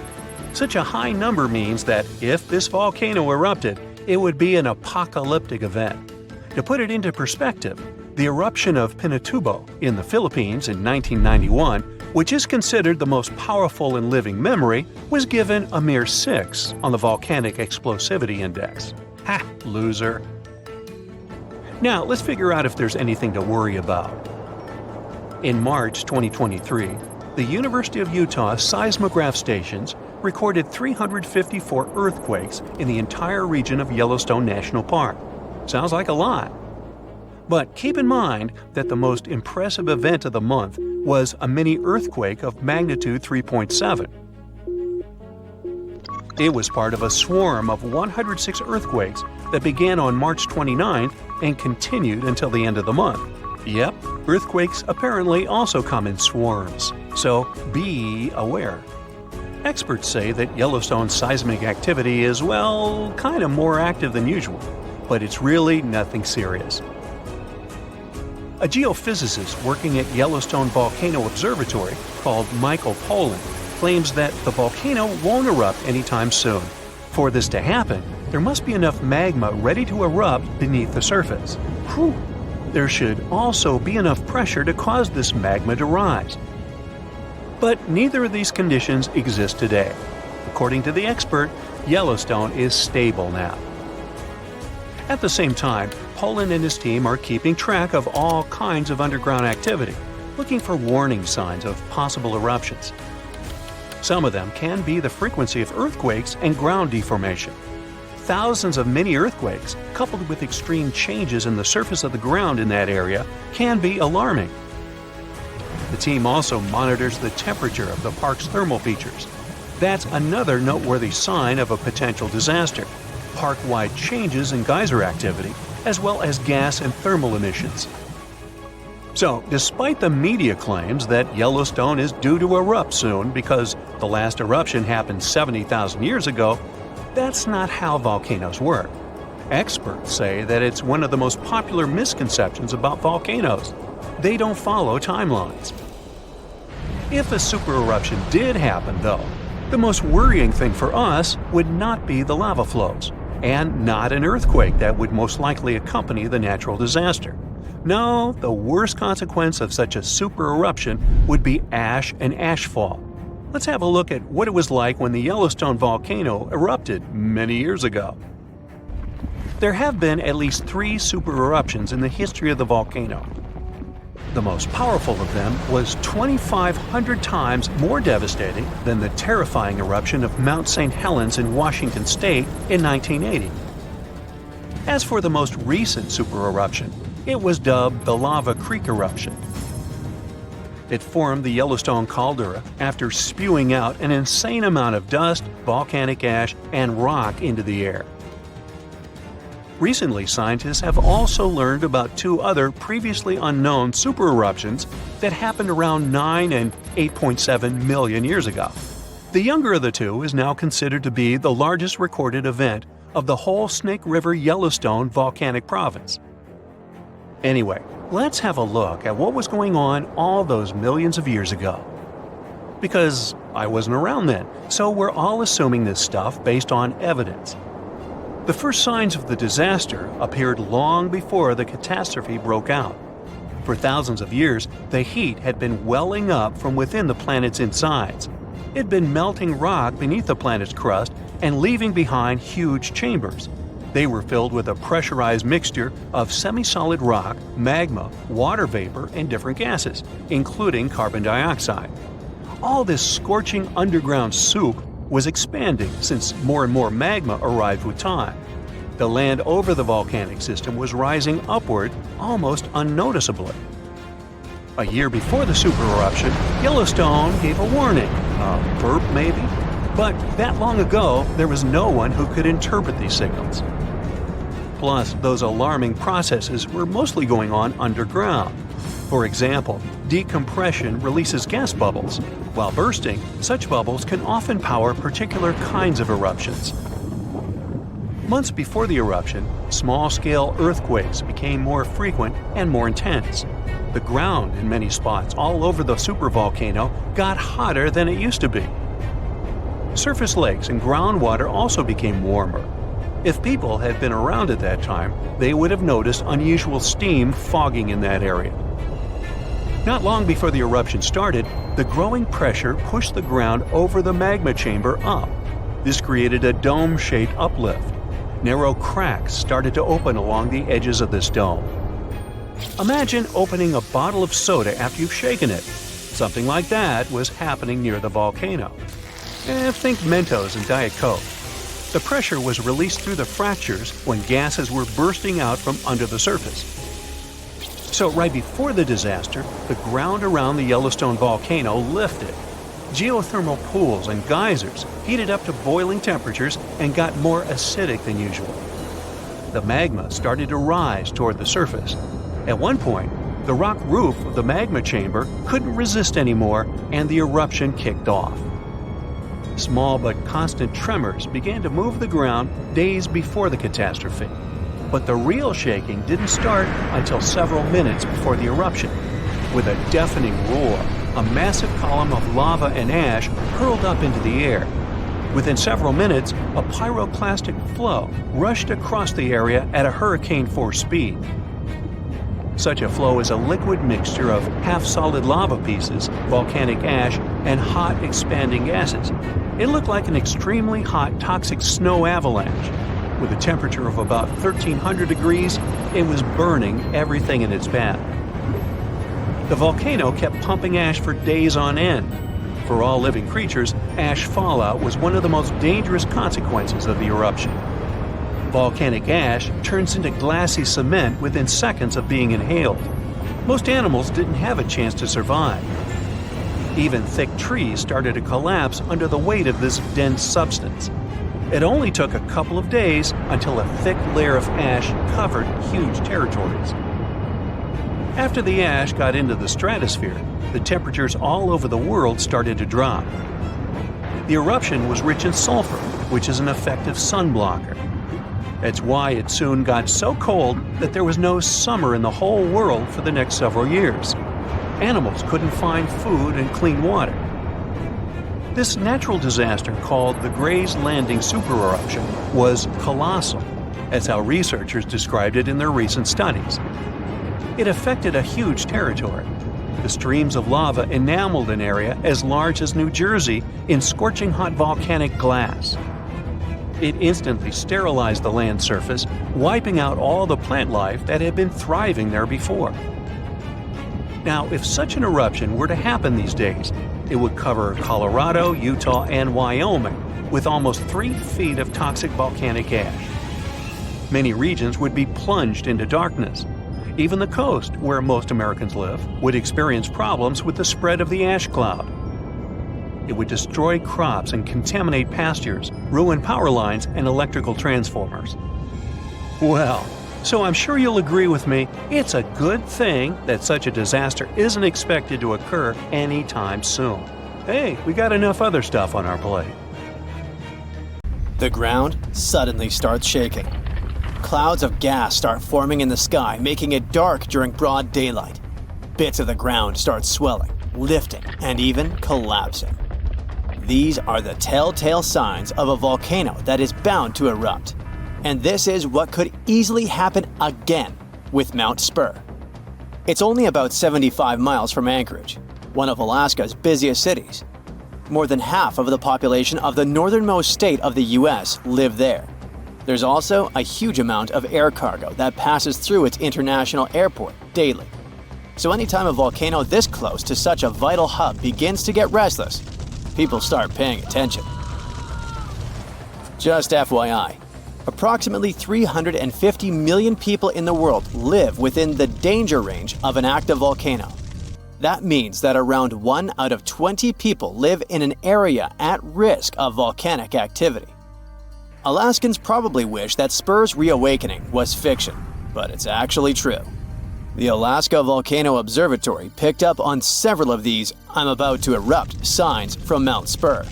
So much so that they raised the alert level to yellow, which means unrest above normal background levels. Spur erupted twice in the 90s, and it was pretty intense. If we were ranking volcanic eruptions on a scale from 1 to 10, these eruptions would rank a 6 or 7. Not that terrible, but still worth 10 to 17 million in damages. However, these numbers are nothing compared to Alaska's 1988 Redoubt eruption, another volcano that erupted and summed up a staggering $345 million in damages. Mainly because its ashes hit aircraft engines, such as the KLM 747 that lost power after all its engines went off due to the ashes. If people weren't paying attention to Alaska's unstable geology before that, well, they surely started to after it. When you think of the hazards of volcanic activity, the first thing that might possibly pop in your mind is Pompeii, Italy. Of course, that's the worst-case scenario, a city being engulfed by lava. Spur may seem innocent compared to Vesuvius, but it still took its toll. The last time it erupted in the 90s, and it threw volcanic aerosols over 60,000 feet into the atmosphere. Let's get our science straight here. Think of volcanic aerosols like liquid particles that are released into the atmosphere during an eruption. These particles are usually created when gases from a volcano, such as sulfur dioxide, combine with water and other particles that exist in our atmosphere. These aerosols can actually cool the Earth's surface since they reflect sunlight directly back into space. And that's not the worst part. It can stay in the atmosphere for several years after an eruption, causing lots of health issues. The eruption unleashed blazing fast avalanches of hot gas and ash called pyroclastic flows, along with thick, muddy floods known as lahars. Oh, and there were also the massive volcanic boulders. These rock chunks were huge, some over 3 feet long, and they blasted out from the volcano like nature's cannonballs, landing more than 6 miles away. All that volcanic heat melted part of a nearby glacier, kicking off debris flows that dammed up the Chakachatna River and created a whole new lake along the valley. Some good came out of Spur's first eruption, though. The main lesson was, volcanic monitoring pays off. The local monitoring was able to reduce the economic damage done by the eruption, especially for a city that has an intense air traffic. Spur is deemed as dormant for the moment, but it could go off anytime soon.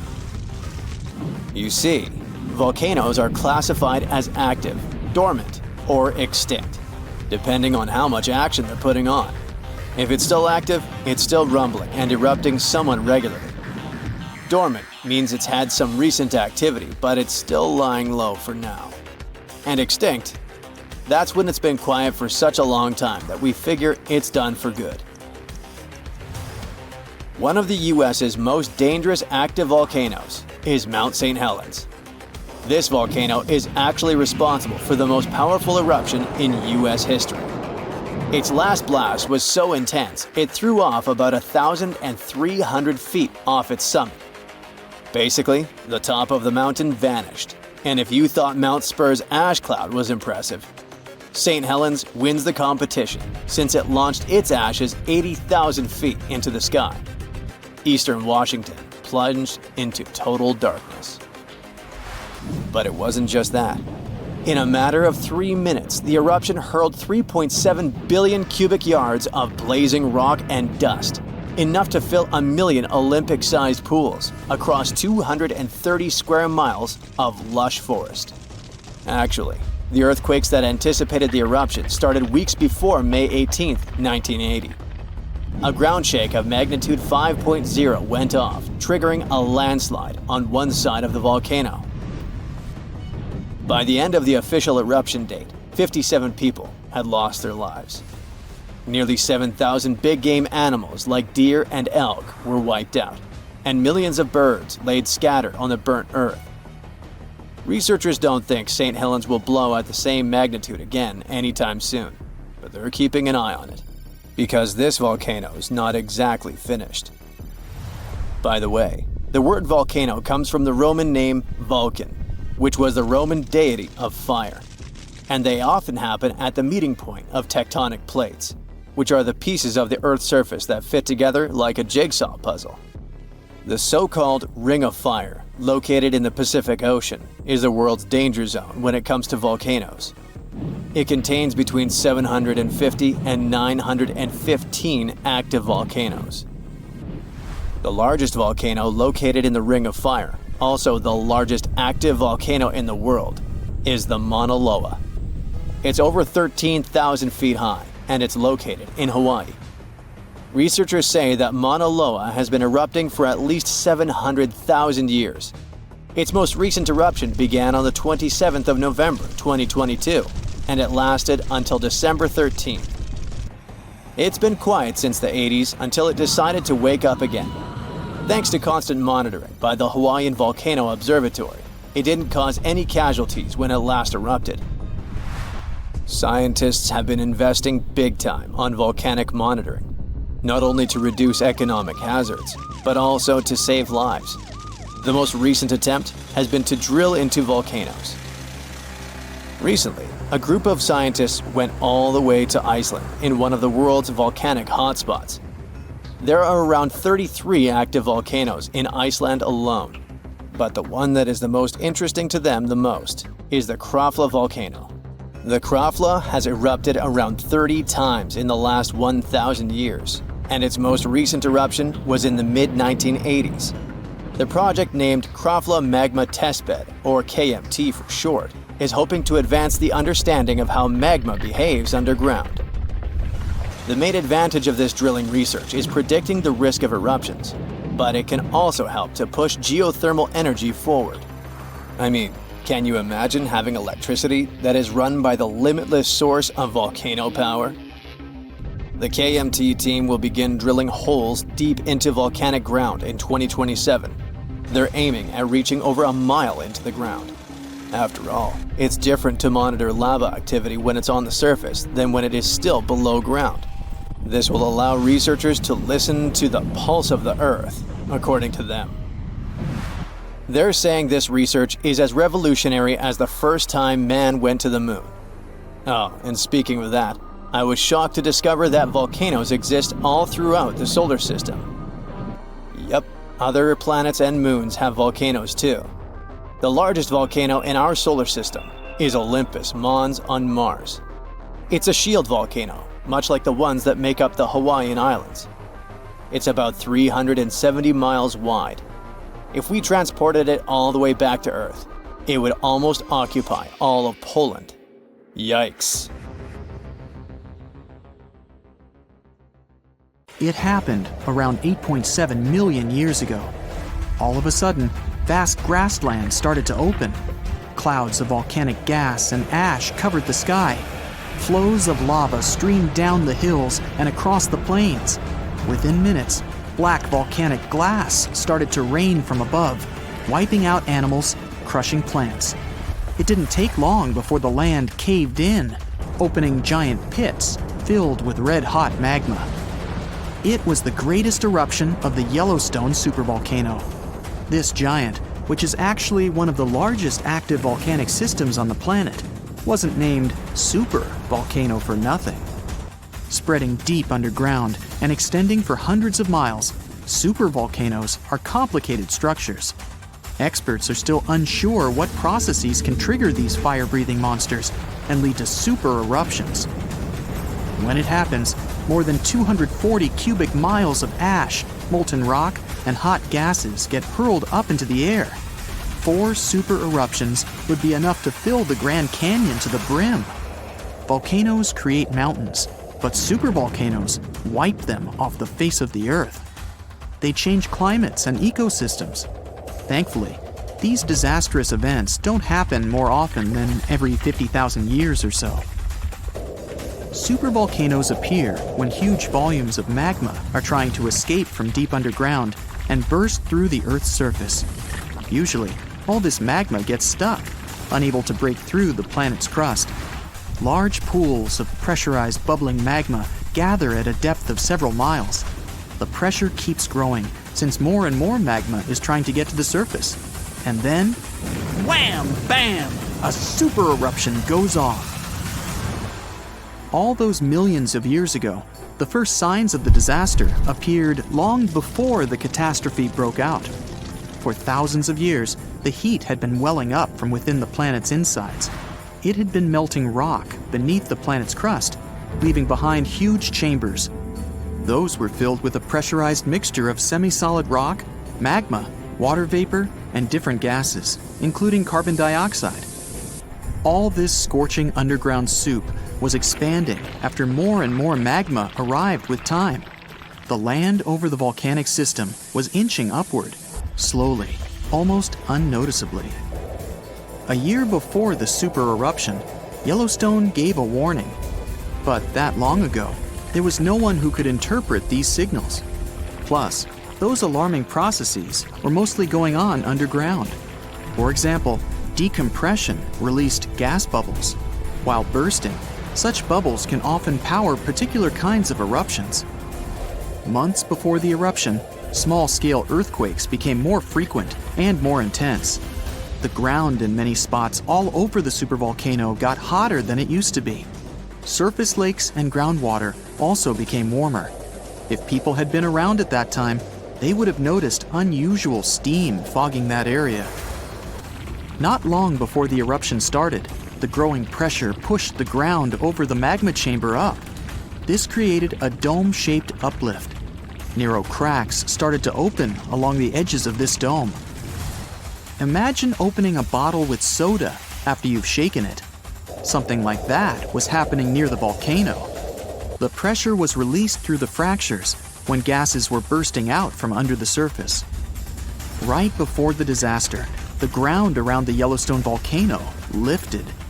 Geothermal pools and geysers heated up to boiling temperatures and got more acidic than usual.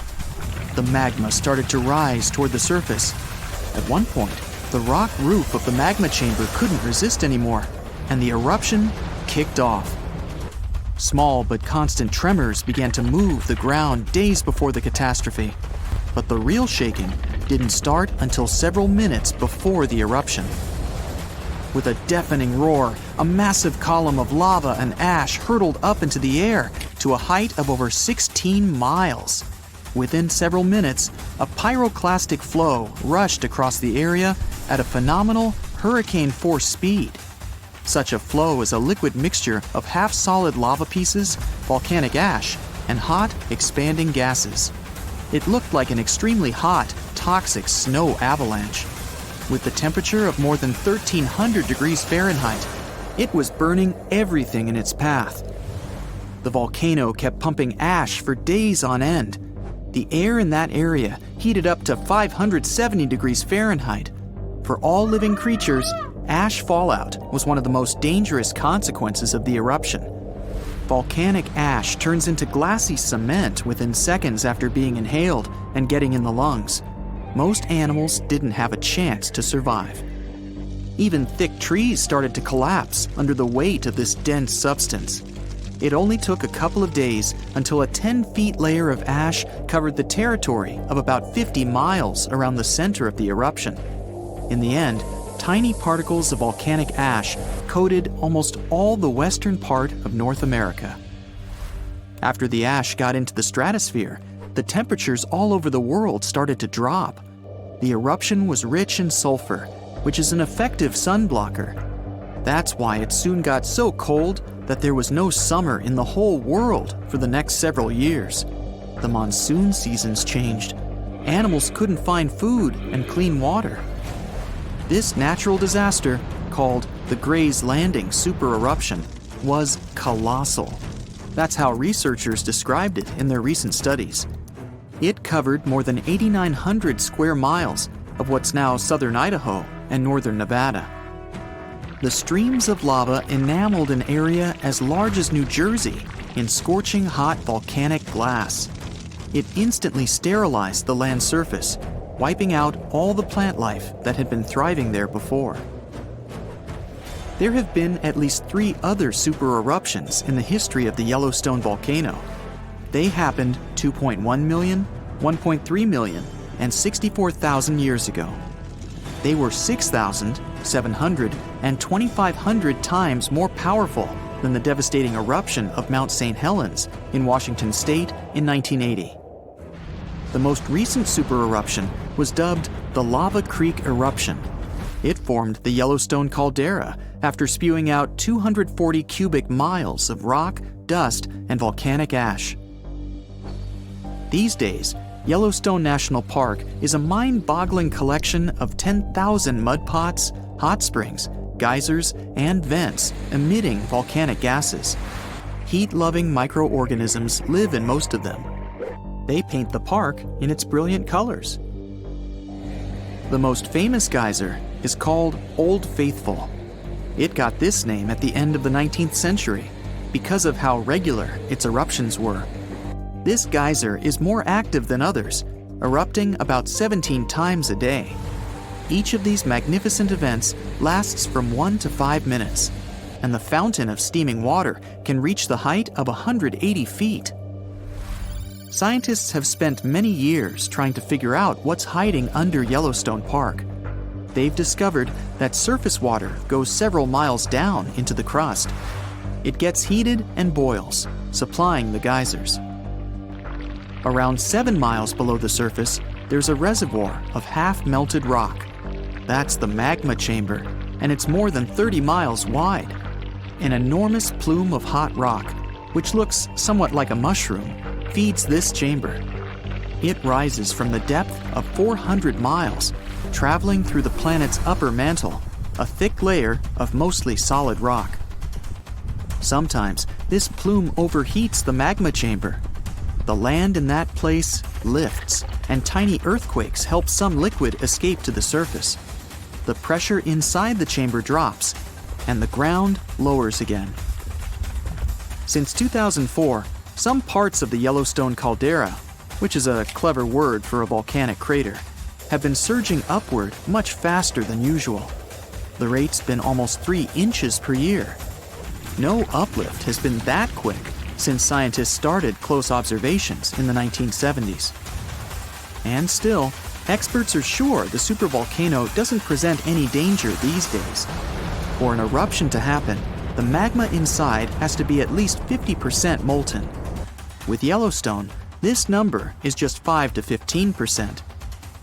Even if there's some volcanic activity, it's more likely to be a spurt of oozing molten rock, known as a lava flow. It does present some danger, but it's easily avoidable. Or it can be a hydrothermal explosion. Then, a large volume of superheated water trapped below the surface will rapidly turn from liquid into steam. This steam, along with boiling water, mud, and pieces of rock, will burst through the surface with great force. Then, the debris will litter the area of up to several miles in diameter. Our planet's biggest and meanest supervolcanoes are waking up. When they erupt, you'll surely notice it, even if you live thousands of miles away from the epicenter. Scientists are worried we might not have enough time to prepare and deal with the consequences of a super-eruption. There's some volcanic activity close to the Italian city of Naples. And no, it has nothing to do with the famous Mount Vesuvius, but with another volcano. This one is harder to see as it doesn't have a tall peak like Vesuvius. But don't let this bad guy trick you. It could be way more dangerous than its giant neighbor. It does have a huge crater that's about 8 miles wide. This volcano is called Campi Flegrei, and it's actually one of the largest volcanoes in Europe, sitting under the town of Vesuvius. So, Campi Flegrei erupted 39,000 years ago with a bang so massive it spread ash across the whole Mediterranean region. It also caused the temperature to drop by over 16 degrees Fahrenheit across Eastern Europe. It was the biggest volcanic eruption in Europe in 200,000 years. Since then, Campi Flegrei has had smaller eruptions, and the last one happened in 1538. Now the area is full of small craters, hot springs, and bubbling pools, and they're all proof that this volcano is still very much alive and brewing something. Since the early 2000s, the ground in the giant crater and the town nearby have been slowly rising by about 1 to 1.5 inches every year. There were at least 150 earthquakes that shook this supervolcano lately. In May 2024, there was a 4.4 magnitude in the area, the biggest in the last 40 years. Residents had to leave their homes and camp outside, fearing there would be more earthquakes. No one knows how Campi Flegrei is going to behave in the following months or years, but the authorities are organizing evacuation exercises to prepare the population just in case. The Italian volcano looks like an innocent kitten compared to the real giants like Yellowstone. For a volcano to deserve the title of a super one, it must be able to produce catastrophic scale eruptions and eject huge amounts of magma, ash, and volcanic gases. The Yellowstone giant meets these criteria. Even though it moves from time to time, the Yellowstone supervolcano hasn't erupted for 640,000 years. But when it does wake up, it might erupt with incredible power, about the same amount as 10 huge nuclear power stations can produce. Under the ground, beneath Yellowstone, there's a super hot area full of molten rock called magma. As more magma moves into a big space called a magma chamber, the ground above starts to swell or rise.